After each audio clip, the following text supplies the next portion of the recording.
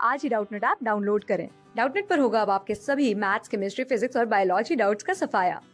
बस अपने क्वेश्चन की फोटो खींचो, उसे क्रॉप करो और तुरंत वीडियो सोल्यूशन पाओ। Download now.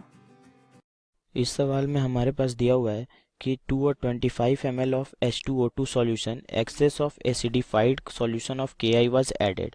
ठीक है, तो the iodine liberated required 20 ml of 0.3 normal Na2H2O3 solution। Then calculate the volume strength of H2O2 solution. मतलब हमारे पास जो H2O2 सॉल्यूशन है 25 ml का, उसमें हम excess of acidified solution of Ki add किए हैं। ठीक है, मतलब Ki ऐड कर रहे हैं H2O2 के सॉल्यूशन में, तो वहाँ पर रिएक्शन होके I2 मतलब आयोडीन जो है वो लिबरेट हो रहा है, और लिबरेट जो होने के बाद वो उसको लिबरेट करने के लिए 20 ml of 0.3 normal Na2H2O3 solution चाहिए होता है। ठीक है, तो हमें पूछा गया है कि कैलकुलेट करना है हमें volume strength of H2O2 solution. ठीक है, तो आइए देखते हैं हम volume strength of the solution कैसे निकालें। ठीक है, तो हम सबसे पहले जानते हैं कि वॉल्यूम स्ट्रेंथ जो होता है, वॉल्यूम स्ट्रेंथ जो होता है उसका फॉर्मूला क्या होता है। उसका फॉर्मूला होता है 5.6 इंटू नॉर्मेलिटी। ठीक है, ये हमारे पास फॉर्मूला होता है। ठीक है, तो हमें बेसिकली नॉर्मेलिटी पहले निकालना पड़ेगा। तो नॉर्मेलिटी हम कैसे निकालेंगे, तो हम देख सकते हैं यहाँ पे हमारे पास क्या क्या दिया हुआ है। हमारे पास वॉल्यूम दे रखा है, ठीक है, और नॉर्मेलिटी सॉरी यहाँ पे हम देख सकते हैं Na2H2O3 के लिए वॉल्यूम भी दे रखा है और नॉर्मेलिटी भी दे रखा है। तो हम यहाँ से क्या लिख सकते हैं, मिली इक्विवेलेंट निकाल सकते हैं Na2H2O3 का। वो कितना हो जाएगा, वो हो जाएगा normality of the solution into volume, जो कि ml में दे रखा है। नॉर्मेलिटी है 0.3, वॉल्यूम है 20। तो यहाँ से हम देख सकते हैं मिली इक्विवेलेंट हमारे पास कितना आ जाएगा, ये आ जाएगा हमारे पास 6। ये हमारे पास मिली इक्विवेलेंट आ जाएगा।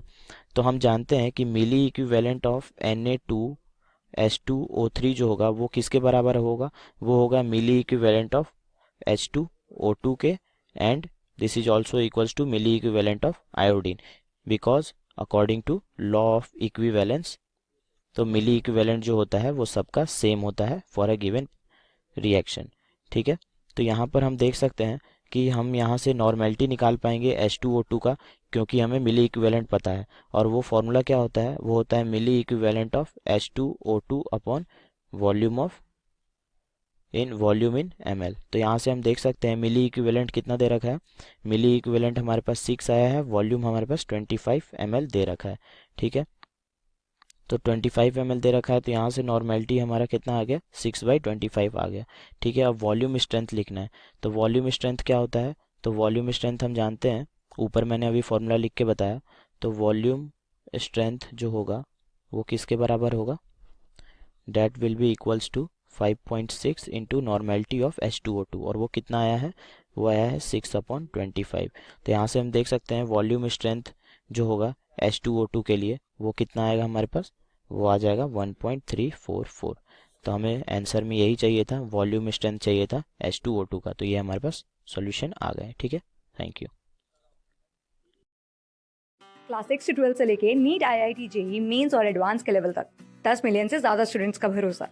आज ही डाउनलोड करें डाउटनेट ऐप या व्हाट्सएप कीजिए अपने डाउट्स 8400 400 400 पर।